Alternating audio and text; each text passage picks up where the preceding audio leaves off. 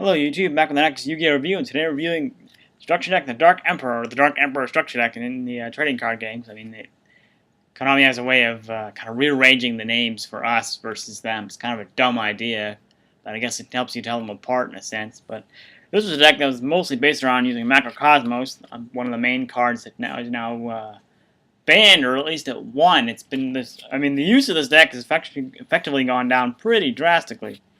So, I mean, we lost.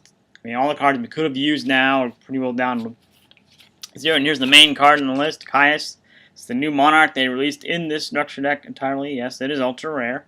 It's pretty decent, but, I mean, once you get past the effect, it's just a beat stick. There's really not a whole lot you can do with it. Which still, that's decent enough as it is, but it's kind of a shame it didn't have more than that.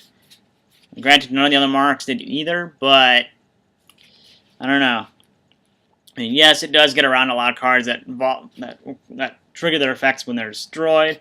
I mean, some of the cards I've included a lot of cards that were related to the theme of banishing. So, Lure of Darkness is an obvious card in here because you can banish a dark, and it will either help with the cards already in there, or in the case of DD Scout Blame, which is also in here, you get to actually bring it back. So it's like you didn't discard anything. I've got a couple.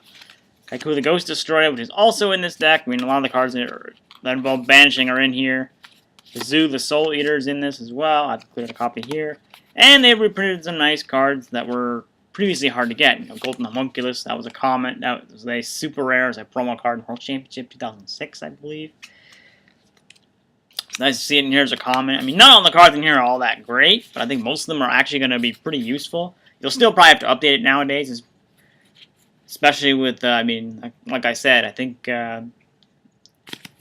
banished decks were hit pretty hard with the loss of Macrocosmos and Dimensional Fissure. I think Dimensional Fissure is at 1 or 2. Might have gone up or down, but I think Macrocosmos, I think at one point was either banned or at 1. But I mean, it's like still, even with Macrocosmos, you still get a free special summon if you run Helios Primordial Sun, which is also included in this deck, and that was another video game promo. The only one they did not include was Helios Duo Majestos and actually Helios Trice Majestos. So I kind of took a little bit from two different video games and inserted their promos in here. It's probably a good thing they didn't include the other two because they've been pretty well dead draws in most cases. And I think that must have been what they thought too.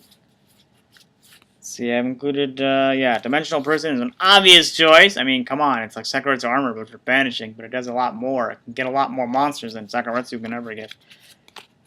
As well as avoiding their, the effects of the other monsters they're going with, so. Yeah, it's a pretty decent deck, I would have to say. I mean, obviously, as I said, it was better before when they had the deck first came out, especially because I mean the cards are not hit to the point where, I mean, let's face it, Macrocosmos was a pretty well deck crippling card on its own. It locks out, everything gets banished, it would only be sent to the graveyard, which hurts a lot of decks that involve graveyard heavy, or it hits a lot of cards that involve the graveyard in general. Necrogardna can't do anything, the U-Bell forms can't do anything.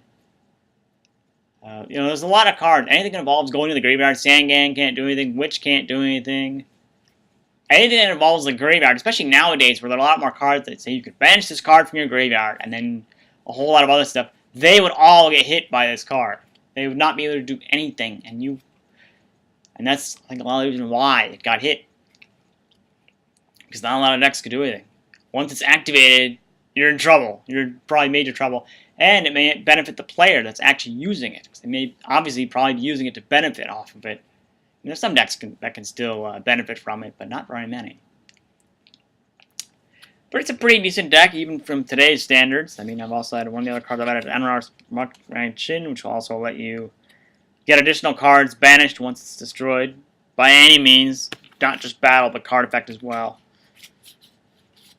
But a lot of the cards, I mean, the only other new card in here is By Order of the Emperor, which is okay. It's not great. I mean, it will help you out if, let's say, you really need a monster back from your graveyard, like Zaborg, and there's no other monsters on the field. You'll be the one destroying your own monster. This will help you prevent that and let you draw a free card, but it also helps your opponent, too. I mean, so the only thing you get out of it is negating the effect And you can pretty much do a better job with that with Effect Veiler. Just discard it, and then it negates the effect of that turn. Or use Skill Drain if you really want to be a little extra paranoid, although be mindful that your cards will be affected as well. Your monster cards will be rendered useless, and you'll have to give up 1,000 life points. It's kind of a not so great trade-off. It's kind of Skill Drain's, I think, mostly only good for decks that run normal monsters, where you're not going to be affected by it anyway.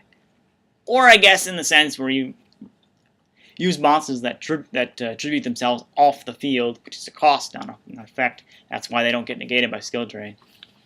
And then we'll go to the graveyard after its effect there. So it works in a couple places, but I mean, this deck, obviously I could rate it higher if it were more on the era of its release. The last card I included here was Grave Robber's Retribution. Not a great card. This goes back to Labyrinth of Nightmare. I think it was reprinted in Dark Beginning Volume 2. I mean, it racks up over time, so the more cards you get banished, the more damage you can do, and if you have more copies, it'll double the damage or even triple the damage you deal. And that can be a lot. I mean, 300 per card banished can be a lot, especially if you're running a deck run Macrocosmos. You can banish, and that it'll only apply to your opponent's cards, but it'll work out kind of nicely. And then obviously, Gold of the Homunculus is it's not only searchable, but it'll power up pretty quickly in a deck like this, and that's more than likely why they included it, as well as reprinting it for updated text. If you noticed, I don't know if you noticed, but all the cards in here, they actually have a bolded text. Some have it, some don't. I think, yeah, Dimensional Alchemist. Some may be less obvious than others, but if you look at the cards that have like very little text, they're a little more bold. I think Caius is especially true. I'll give you Caius again, give you a closer look. See if I can. If you look carefully, the text is a little more bolded than how you would typically see it. It's not really a big deal. I mean, they're all like that, pretty much in the structure deck. It doesn't affect gameplay or anything. It's just one little interesting thing to note because they don't typically do it. You usually see it with one or two cards, not the entire list. You know, not the entire structure deck. But yeah, not a bad deck. Obviously, we'll need some updates now because I mean, Macrocosmos is at 1 or 0. 0 meaning banned, obviously. 1 meaning limited, but I think Dimensional Fission may have gone up to 2. Yeah, Dimensional Fission is probably at 2.